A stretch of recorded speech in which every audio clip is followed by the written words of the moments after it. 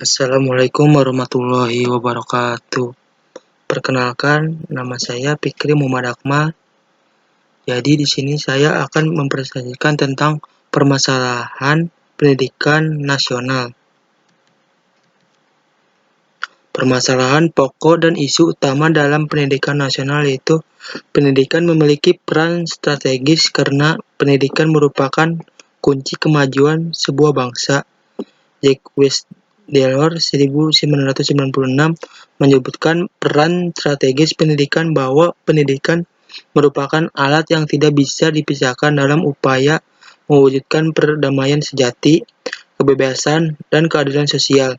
Pendidikan, walaupun bukan merupakan sebuah obat ajaib atau magic formula, merupakan pembuka pintu dunia untuk kehidupan yang ideal, menumbuhkan hidup yang lebih manusiawi, dan dapat mengurangi kemiskinan dan keterbelakangan, kebodohan, ketindasan, dan perang. Permasalahan-permasalahan yang menghalangi tercapainya tujuan pendidikan. Yang pertama yaitu masalah pemerataan pendidikan, yang kedua mutu dan relevansi pendidikan, dan yang ketiga yaitu efisiensi dan aktivitas pendidikan. Yang pertama itu masalah pemerataan pendidikan.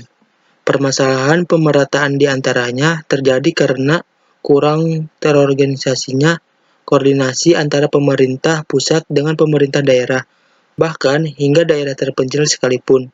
Hal ini menyebabkan terputusnya komunikasi antara pusat dengan daerah.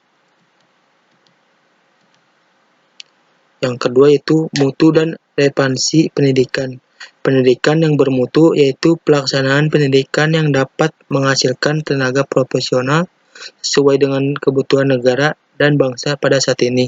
Sedangkan relevansi berarti bersangkut paut, kait-mengait, dan berguna secara langsung.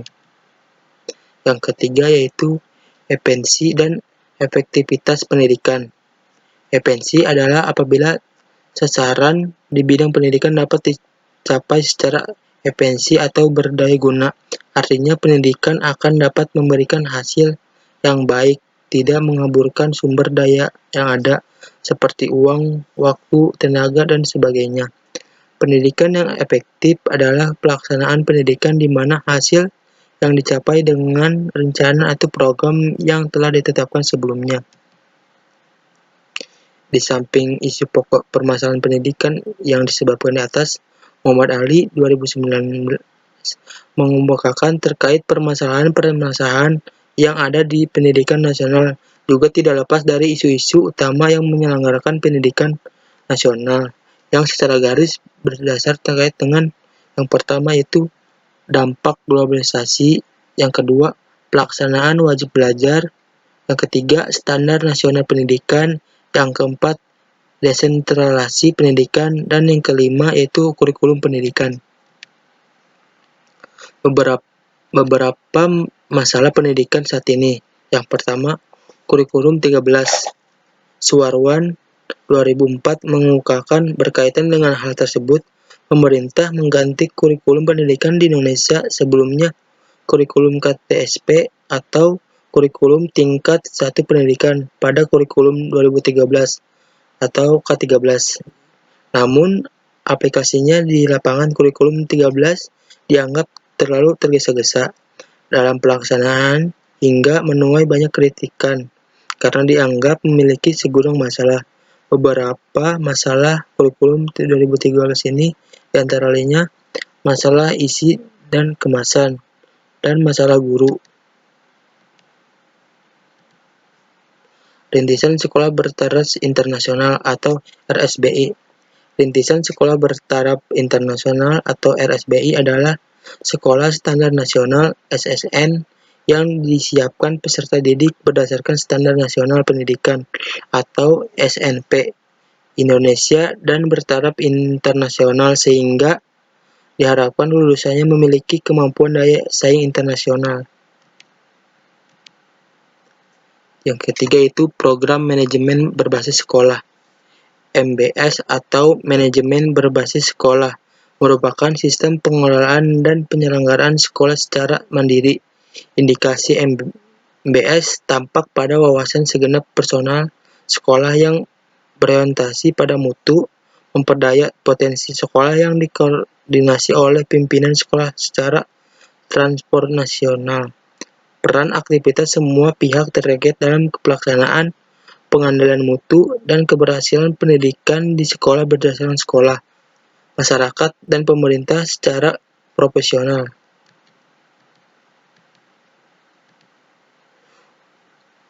Upaya dalam mengatasi permasalahan pendidikan di Indonesia. Muhammad Ali, 2009, mengungkapkan bahwa dalam rangka upaya meningkatkan kualitas dan relevansi pendidikan nasional perlu dilakukan melalui beberapa strategi sebagai berikut.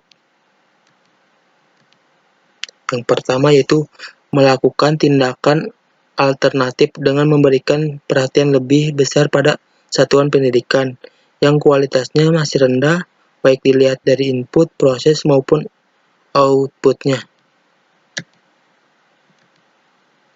Yang kedua yaitu perlu dilakukan pengembangan dan meningkatkan profesionalisme guru dan tenaga pendidikan. Sebagai tenaga profesional, guru dan tenaga pendidikan harus memiliki sertifikat profesi setelah menempuh pendidikan profesi dan berdasarkan hasil uji kompetensi. Sebagai imbalannya, mereka diberi tunjangan profesi, pendidikan profesi guru dan sistem sertifikatnya profesinya dikembangkan baik untuk calon guru atau freelance maupun untuk guru yang sudah bekerja. Inverse, standar profesi guru dikembangkan sebagai dasar bagi penilaian kinerja guru yang dilakukan secara berkelanjutan atas dasar kinerjanya baik pada tingkat kelas maupun satuan pendidikan. Dan yang ketiga yaitu dalam rangka meningkatkan relevansi pendidikan diperlukan pengembangan kurikulum yang relevan dengan pasar dunia kerja. Implementasi juga dilakukan untuk mengembangkan satuan pendidikan pada pendidikan dasar dan menengah, dan pendidikan non-formal dan pendidikan tinggi. Pendidikan kejuruan, vokasi, dan profesi membutuhkan profesionalisme dan produktivitas kerja yang terus berkembang pada memenuhi standar nasional dan internasional.